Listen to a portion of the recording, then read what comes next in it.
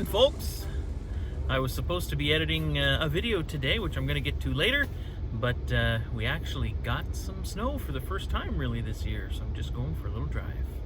So as you can see, this is pretty typical for here in Montreal this time of the year.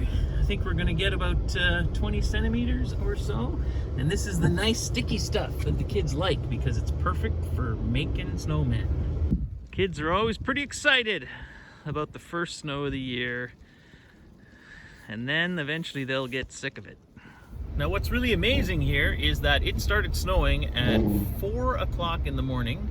It's now noon and all the streets have been plowed. So all the streets have been plowed, even the walking paths in the park are plowed.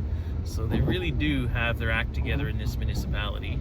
And most of the people who live here will have a company do the snow removal for their driveway. And that's about, for like a driveway you could stick 4, 5, 6 cars in, that's about $300 Canadian a year. So it's pretty inexpensive, which is why I've never really bothered buying a snowblower and dealing with that. And on a day like today, the guy in the nice tractor will show up at your house maybe 3 or 4 times.